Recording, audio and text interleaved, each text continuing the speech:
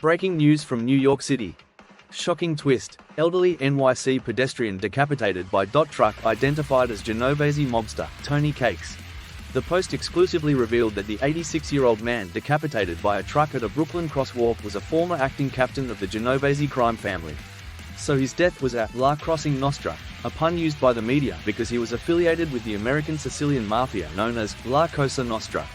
The Genovese family is the oldest and the largest of the 5 families that dominate organized crime activities in New York City and New Jersey. Court records show that he owned a cheesecake distribution business, transitioning from crimes to cakes. Thus, Anthony Conigliaro was also known by dessert-themed nicknames like Tony Cakes and Tony the Dessert Man. He died on June 12 in an accident involving a city Department of Transportation truck. His identification was confirmed by law enforcement sources and his lawyers. Earlier this week, a horrifying incident unfolded on a busy Manhattan street. A Department of Transportation truck, on its routine rounds, struck an elderly pedestrian, resulting in a gruesome decapitation. Per eyewitness testimony, it was just awful. One moment he was there, and the next, the truck hit him, and it was just terrible. The driver was in shock, too. No one expected this. Authorities quickly responded, cordoning off the area and beginning their investigation. Initially, the victim's identity was unknown. However, as the investigation progressed, the victim was identified as Anthony "Tony" Cakes, a reputed member of the Genovese crime family. Here's the 2005 mugshot of Conigliaro. Tony Cakes, a figure well known in organized crime circles, had a long and infamous history with law enforcement. In a 4-count indictment, the feds said he worked as a loan shark for the Genovese crime family. His involvement with the Genovese crime family spanned decades, marking him as a notorious figure in the underworld.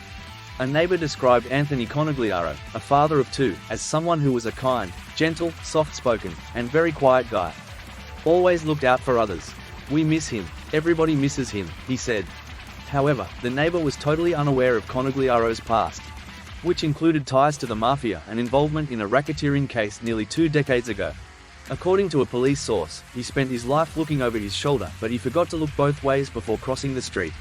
The Department of Transportation has launched an internal review to understand the circumstances that led to this devastating event. Many are questioning how such a tragic accident could happen.